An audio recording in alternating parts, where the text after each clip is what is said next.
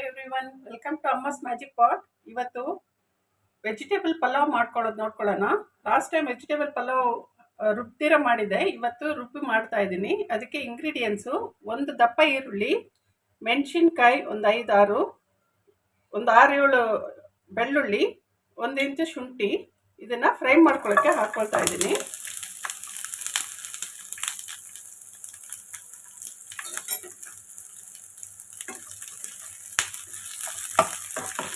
ಮನೆಯಲ್ಲಿ ಈ ಥರ ಫ್ರೈ ಮಾಡಿ ಮಾಡೋದು ತುಂಬ ಚೆನ್ನಾಗಿರುತ್ತೆ, ತುಂಬ ಟೇಸ್ಟಿಯಾಗಿರುತ್ತೆ. ಈ ಥರ ಫ್ರೈ ಮಾಡಿ ಮಾಡ್ಕೊಳ್ಳೋದು. ಈ ಥರ ಸ್ವಲ್ಪ ಫ್ರೈ ಆದಮೇಲೆ ಒಂದು 3 ಸ್ಪೂನಷ್ಟು ತೆಂಗಿನಕಾಯಿ ಹಾಕ್ಕೊಳ್ತಾ ಇದ್ದೀನಿ. ಇದು ಕೂಡ ಫ್ರೈ ಮಾಡ್ಕೊಳ್ಬೇಕು.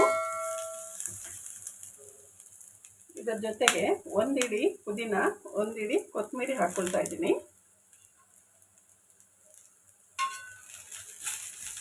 ಈ ಥರ ಫ್ರೈ ಮಾಡ್ಕೊಳ್ಳೋವಾಗ ತುಂಬ ಗಮ್ಮಂತ ವಾಸನೆ ಬರ್ತದೆ.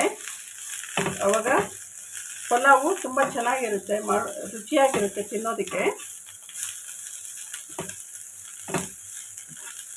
ಫ್ರೈ ಆಗಿದೆ, ಇದನ್ನು ನಾವು ರುಬ್ಕೊಬೇಕು ತಣ್ಣಗಾದ್ಮೇಲೆ. ಇಟ್ಕೊಂಡಿದ್ದೀನಿ. ಅದಕ್ಕೆ ಒಂದು 3 ಸ್ಪೂನಷ್ಟು ತುಪ್ಪ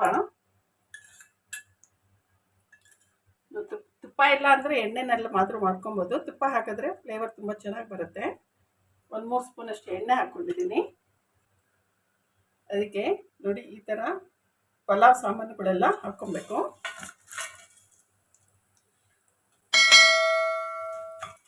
ಫ್ರೈ ಮಾಡಿಕೊಂಡು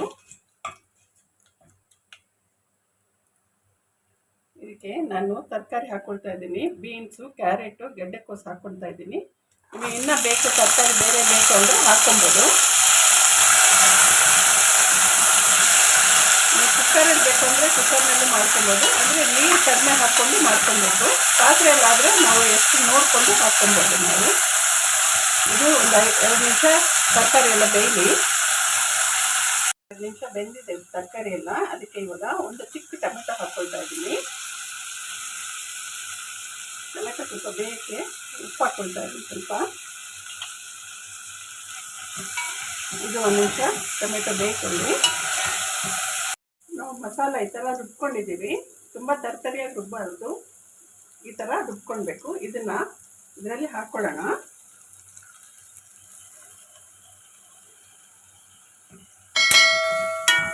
ಸ್ವಲ್ಪ ಫ್ರೈ ಮಾಡ್ಕೊಬೇಕು.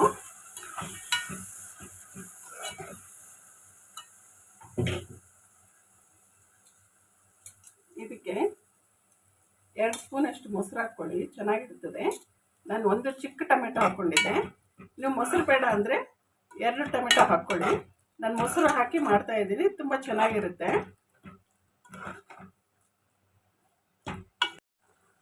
ಇದಕ್ಕೆ 1 ಸ್ಪೂನಷ್ಟು ಧನಿಯಾ ಪುಡಿ ಹಾಕ್ಕೊಬೇಕು. ಸ್ವಲ್ಪ ಅರಿಶಿನ. ಇದನ್ನು ಮಿಕ್ಸ್ ಮಾಡ್ಕೊಳ್ಳೋಣ.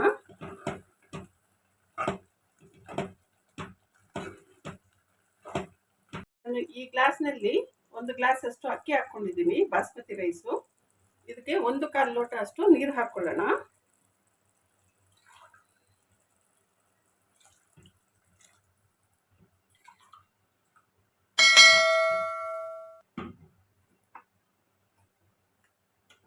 ರುಚಿಗೆ ತಕ್ಕಷ್ಟು ಉಪ್ಪು ಹಾಕ್ಕೊಳ್ಳೋಣ. ಆವಾಗಲೇ ಸ್ವಲ್ಪ ಉಪ್ಪು ಹಾಕಿದ್ದೆ, ಒಂದು ಸ್ವಲ್ಪ ಉಪ್ಪು ಹಾಕ್ಕೊಳ್ತಾ ಇದ್ದೀನಿ. ಇದನ್ನೆಲ್ಲ ಮಿಕ್ಸ್ ಮಾಡಿ ಸ್ವಲ್ಪ ಕುದಿಯಕ್ಕೆ ಬಿಡೋಣ. ಆಮೇಲೆ ಅಕ್ಕಿ ಹಾಕ್ಕೊಳ್ಳೋಣ.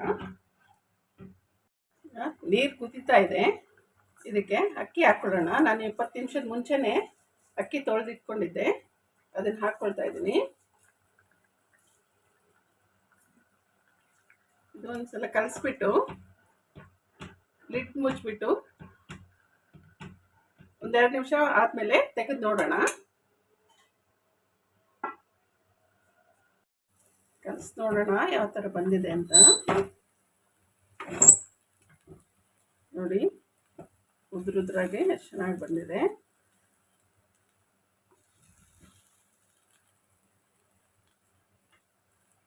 ವೆಜಿಟೇಬಲ್ ಪಲಾವ್ ರೆಡಿಯಾಗಿದೆ. ಇದ್ರ ಜೊತೆ ಮೊಸರು ಬಜ್ಜಿ ಇಟ್ಕೊಂಡು ತಿಂದರೆ ತುಂಬ ಚೆನ್ನಾಗಿರುತ್ತೆ. ನೀವು ಮನೆಯಲ್ಲಿ ಈಸಿಯಾಗಿ ಮಾಡ್ಕೊಳ್ಳೋ ರೆಸಿಪಿ ಇದು.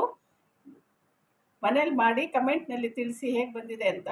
ನನ್ನ ಚಾನಲ್ನ ಸಬ್ಸ್ಕ್ರೈಬ್ ಮಾಡಿ, ಲೈಕ್ ಮಾಡಿ. Thank you.